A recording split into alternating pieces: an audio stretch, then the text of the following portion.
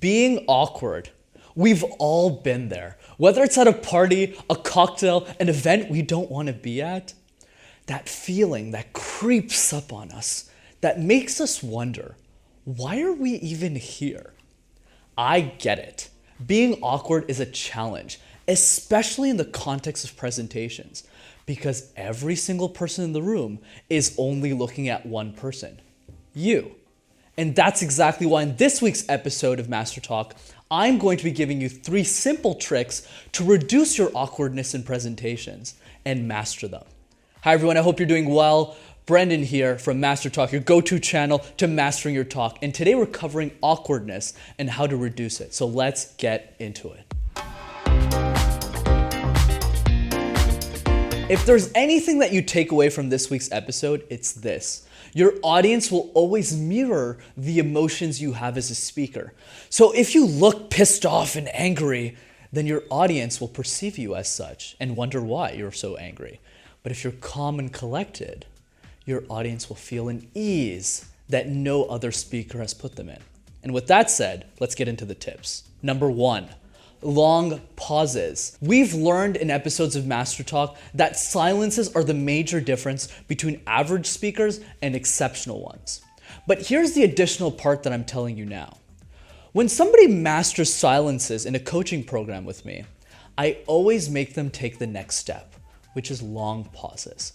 So instead of pausing them for 2-3 seconds as they're perfecting their silences, I pause them for 10, 15, 30, or even sometimes 60 seconds. But because I'm the only person in the audience, they have to look at me for all that time and seem completely okay. And that's why long pauses are so important to being less awkward in presentations. Because if you can last minutes on end with pausing and making it seem like everything's all right, then your level of confidence will skyrocket on any presentation that you give. Number 2, long stares. Now that we understand the importance of long pauses, which is spending an indefinite period of time looking at someone, what I want you to focus on with long stares is when you have multiple members of an audience, whether it's 5, 10, 15, or 20, now you want to start practicing splitting that eye contact between everyone. So let's say you're doing a long pause for 60 seconds and you have to stare at somebody for that period of time. It gets scary. But now the next level is getting a group of 5 people and looking at all of them for 10 seconds or even 20 seconds individually, like so. But you do that for minutes on end without saying anything. So obviously there's a lot of stress that comes in there. But as you do this over and over and over again, which in my case, I make my students do this for hours on end, after just a week's time, you're going to be so confident on stage that you'll be able to gaze into anyone's eyes in any crowd with so much confidence and ease like no other.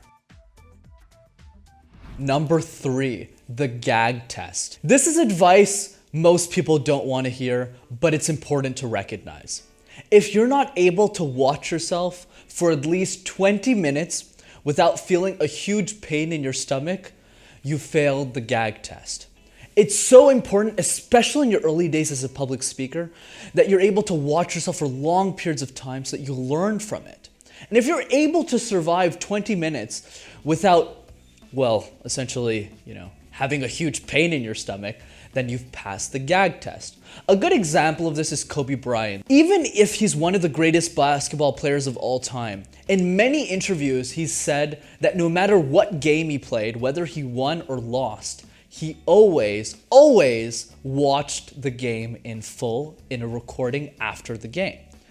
So if someone like Kobe Bryant is watching all of his games that could be hours on end in some cases, you need to be willing to watch your own presentations, because if you can survive the gag test, which took me years to get by the way, then you're going to be able to say, hey, most people are now going to perceive me as a great speaker.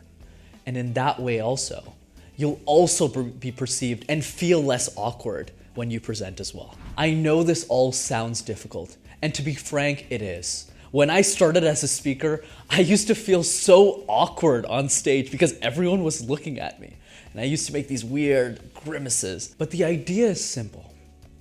If you're able to mirror the emotions you want to parlay onto your audience, you'll always be successful. In other words, if you sound calm and collected and not angry, then your audience will feel calm, collected, and not angry.